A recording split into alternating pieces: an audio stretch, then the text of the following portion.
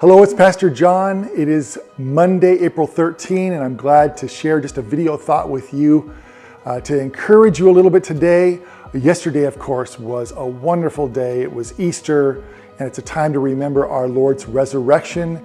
He lives now for us, and He's taking care of us from the throne room of heaven. And there's no more comforting thought than that.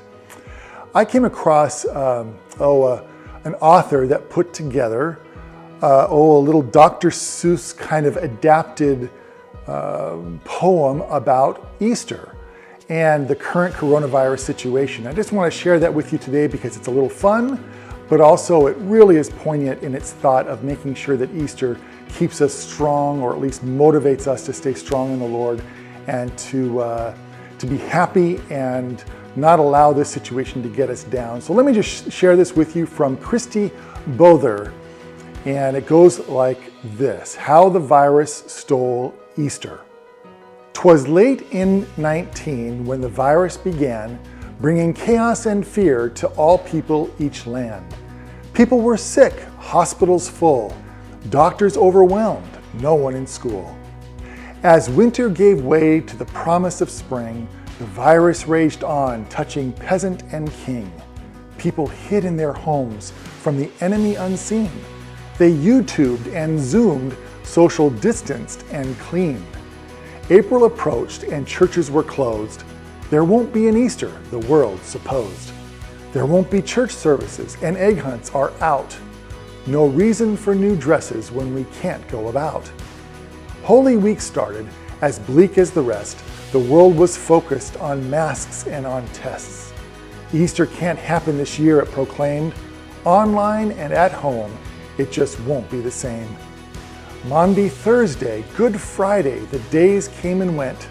The virus pressed on, it just would not relent. The world woke Sunday and nothing had changed. The virus still menaced, the people estranged. Pooh-poohs to the saints, the world was grumbling. They're finding out now that no Easter is coming. They're just waking up. We know just what they'll do.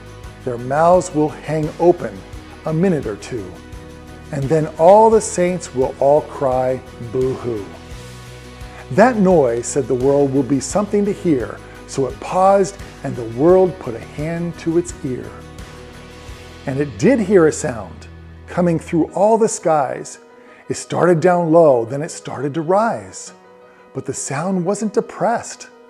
Why, this sound was triumphant. It couldn't be so, but it grew with abundance. The world stared around, popping its eyes. Then it shook. What it saw was a shocking surprise. Every saint in every nation, the tall and the small, was celebrating Jesus in spite of it all. It hadn't stopped Easter from coming. It came. Somehow or other, it came just the same. And the world with its life quite stuck in quarantine stood puzzling and puzzling. Just how could it be? It came without bonnets, it came without bunnies, it came without egg hunts, cantatas, or money. Then the world thought of something it hadn't before. Maybe Easter, it thought, doesn't come from a store. Maybe Easter, perhaps, means a little bit more. And what happened then? Well, the story's not done. What will you do? Will you share with that one or two or more people needing hope in this night? Will you share the source of your light, of your life in this fight? The churches are empty, but so is the tomb, and Jesus is victor over death, doom, and gloom. So this year at Easter, let this be our prayer. As the virus still rages all around, everywhere, may the world see hope when it looks at God's people.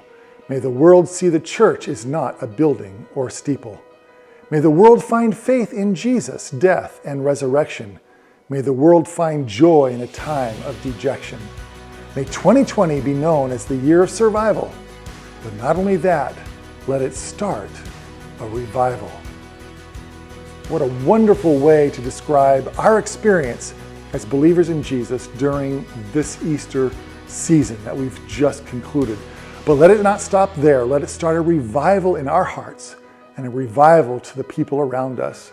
God bless you. And my prayer is that you are staying safe and healthy. And we hope to see you very, very soon.